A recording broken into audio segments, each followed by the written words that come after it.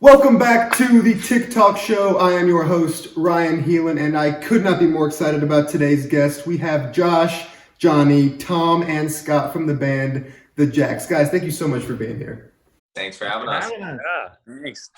Now, really quickly, before we get started, let's put some names to the faces for those people who don't know who you guys are. So introduce yourselves and tell us what instrument you play and what's your role in the band. Well, I'm Jonny. I sing and play guitar and play other stuff too. But yeah, nice to meet everybody. I'm Scott. I'm the lead bass guitarist in our band. That's about it. I'm Josh. I play drums. I'm Tom, and I play guitar. So we have Josh, Jonny, Scott, and Tom. Where did the name The Jacks come from? I didn't hear Jack in there once, so how did that come to be the band name? Tom, you want to answer this one? Sure, yeah. Everyone always asks, is everyone named Jack? And they're surprised that none of us are named Jack. But it came when we were starting out. We used to play these cover shows to kind of get our chops up at this local dive bar. And we'd play all these covers from all these different eras, everything from My Girl to, I don't know, Kid Cudi and Blink-182 and all this stuff. And this guy after the show bought us a round of Don Julio and said, "You guys are like the Jacks of all trades. You can play anything." And we liked that, and it was better than our name at the time. So we decided to run with it. And since then we've been the What was Jacks. the name at the time? Was it really bad? It was pretty really bad. Yeah, it was really bad. Yeah. I'll take your word for it then. Yeah. So what's it like? You're going into these dive bars, and I've been to some dive bars. They're not huge. The crowds are fun, but what's it like going into these dive bars and playing these shows when you're just now on the scene? Honestly, they were a ton of fun. Yeah, I don't know. Because you'd just be playing a bunch of fun covers, and we would toss in originals and stuff to see how they worked with the crowd. And I don't know, we always had a great time, and it kind of helped pave the way for us and really got our live chops up a lot. And we got paid pretty well, which we were able to use to record music down the line. So Yeah, Yeah, it was cool playing covers and then playing an original song for the first time and kind of seeing how the audience would react and then kind of sneaking it in there, and we're all just oh, I can't believe we played it. And then so it was kind of fun in those initial stages, just kind of testing stuff out, and then and just playing a bunch of covers. right. Yeah, no, I can't even imagine. So where are you guys from, and how did the band meet? There's four of you. Did you grow up together, or was it kind of one at a time you formed the band? Scott and I, you're down there for me. I don't know where you are. Scott and I grew up together playing cover shows. I think Scott actually was a singer in our first band, and he sang Back in Black and Bob O'Reilly, a bunch of tough songs. But for 8th grade graduation. Yeah, 8th grade graduation. So we grew up together playing in cover bands, kind of like that. And then we met Jonny in college. Scott was running sound for this open mic night, and we heard him sing, and we're like, "Hey, you want to be in a band?" And then we started playing some cover shows, and then Josh joined a year later, and we've been probably, I would say together for 4 years now. But just slowly kind of assembled the crew through being from Orange County and from school and all that stuff. You guys are like the Avengers, basically. The Avengers. Yeah, exactly. Yeah. I wasn't gonna say it, but yeah. Yeah. So what was it like, when you tell your parents, "Hey, I'm joining a band"? Are they supportive, or were they a little skeptical, or is it, go for it, chase your dream? What was their reaction? I think we all had kind of different reactions. My parents, it started out, all right, go try it for 6 months. And now 6 months has turned into 5 years.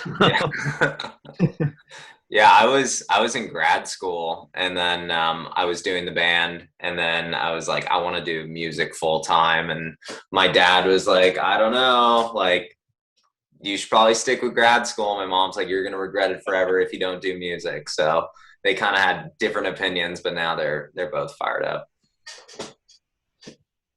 Now, Yeah, I think. Yeah, go ahead. Oh, I was gonna say, yeah. I mean, I think overall our parents have been really supportive, and which is awesome, because it's the music industry is tough enough as it is. So to have your parents kind of support you making music and trying to make it work is really, really cool. So we're all lucky in that regard. For sure. But yeah. Now, this is what I read online, so it's probably true. But You guys entered a competition where like a battle of the bands, and the winner of the competition got a record deal. And you guys win, but then you're like, no, we don't want that record. Is that kind of how it worked out? That's kind of what I made sense of it online. Kind of exactly it. Yeah, we entered. It was KLOS, our local radio station. They had this like, "Are you the next big rock band competition?" And we kind of just submitted our music on a whim. There's like a couple hundred bands that submitted, and we submitted our song just a little bit, and we got picked in like the top 6 bands to like play the Viper Room in Hollywood, and then we won that competition, and then we got offered a record contract, and luckily Scott had a music business minor, so he kind of had an idea of what a record contract should look like, and we just kind of weren't into the offer that we got, and we turned it down, and then that kind of perked the ears of some people in the industry, like, who's this band that turned down a record contract? And that's kind of what happened. Now, I know like the past year has been horrible for a lot of people, but I especially feel for musicians who have just kind of had to, touring is like everything for you guys. Performing for live audiences is how you get that adrenaline fix. So has it been, what's it been like just being locked at home in Los Angeles? Honestly, I recognize that, this has been a really, really difficult year for a lot of people. And I mean, we've certainly had our challenges, but for us, it's been one of the more rewarding years of our career in the sense, because we really got to reevaluate the band that we wanted to be and the sound that we were putting out there, especially with, our recording strategies, how we produce the music and everything. And, if we didn't have this time to really sit down with pretty much nothing to do but this, we'd still be touring, we'd be playing shows, and we'd be putting out music that maybe we weren't necessarily as happy with as we are with this upcoming album. We feel like it's really representative of the band that we actually are now and the band we've always wanted to be. So we kind of it was a blessing and a curse in a sense. Yeah, right. Yeah. Silver linings. Yeah, absolutely. Yeah. I think that's kind of how it was for a lot of people, like everyone was stuck at home, and then we were so stuck. It was like, well, now I can really look into myself and fix me. And so it's cool you guys could help, take that time and look into and make the band what you want it to be. So now, what is this? I'm always interested in the songwriting process. I've talked to some individual artists, but what is it like as a band? Because do you write together? Do you write individually and then come together? What's it like when you write a song and make an album? It usually starts with like Scott and Josh on like a TikTok like groove, and then like one of those videos will go viral, and then we'll write a song to that rhythm section. TikTok is saving the world, isn't it? Let me tell you. I don't know if that could be further from the actual reality of how we make music, but no, we definitely definitely work on like melodies, and I like the overall vibe and like melodies first. Usually Jonny comes in with something, and then we'll just kind of work from there. And it's a lot, like it's changed a lot, because maybe 2 years ago I would have jammed it out in band, and now it's more like kind of arranged on laptops and trying to figure out, more the production side of it. But it's still, I would say like the core is still, has always been that, Do you guys have any advice? Music is, a lot of people want to be musicians, and I think there's a lot of people trying to get into the music industry, whether it's producing or singing or all that kind of stuff. What is your advice from, people who have been through kind of a lot of the process of becoming musicians? What's some advice you have for aspiring musicians? I would say don't underestimate how much you can do by yourself and how much you can learn. Like, I think a lot of people think the music industry is like this kind of crazy, magical place where, it can't be understood and people do things that are at a different level. But especially today with TikTok and with Logic and Pro Tools and all these things that people can do themselves, like, regardless of how old you are, you can make your own song, you can market it yourself, you can make your own music videos. Like, you can do so much yourself, and you can push it yourself. And the process of learning and making it up as you go is also probably the best part. And so I would say for people that are kind of like thinking about the music industry and that is, really don't underestimate how much you can do and what you're capable of, and like what you can learn. So kind of going off that too, it's like I feel like there's a lot of times where we would say to each other like, oh, like once we have this, or like once we're associated with this,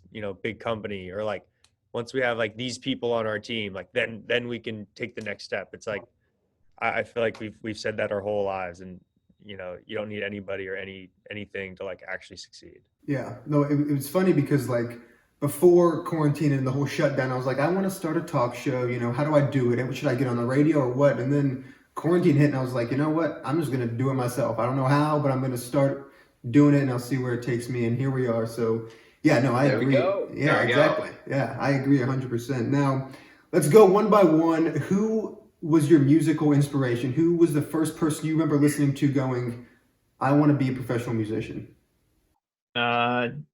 Definitely for me, it was The Who.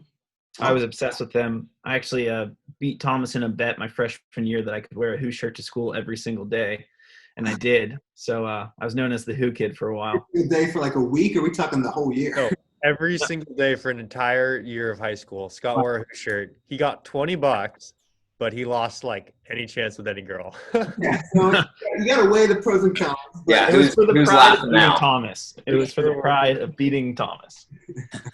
Yeah, I actually did it. I can't believe you did it. Commitment.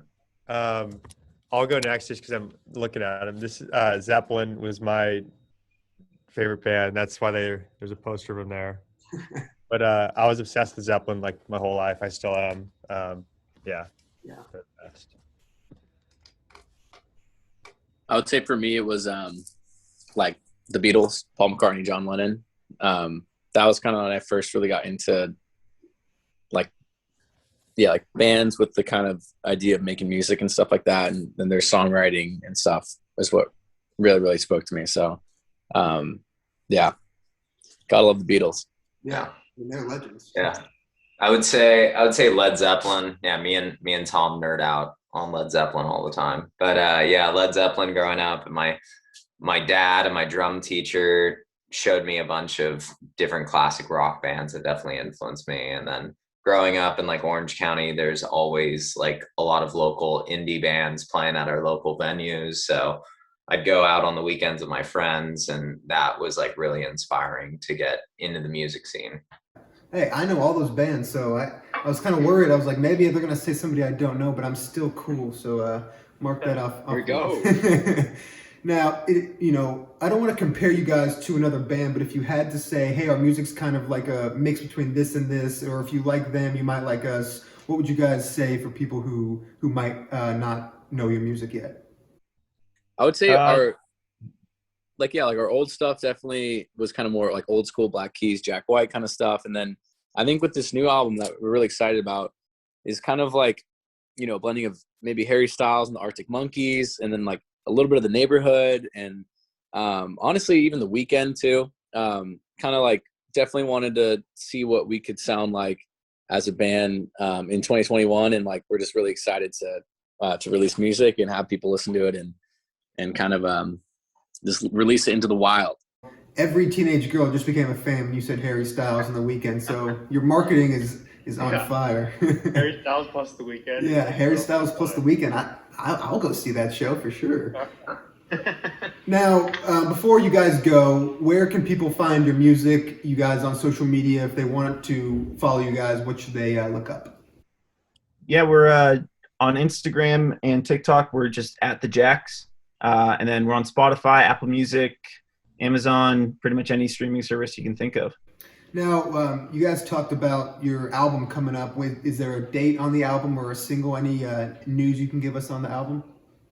We're working on it. Our single's probably going to come out in like a month or two, and then we'll have a couple singles after that, and then an album. But the exact dates are to be determined. Right.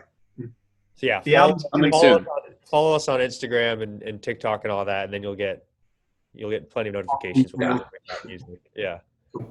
Well, thank you guys so much for being here. I look forward to watching you guys grow and succeed in the future. There's no doubt you guys have a long, bright future ahead of you guys. So thank you so much. And guys, check them out on Instagram, on Apple Music, on Spotify, and make sure you follow me for more great interviews. Thank you so much for watching.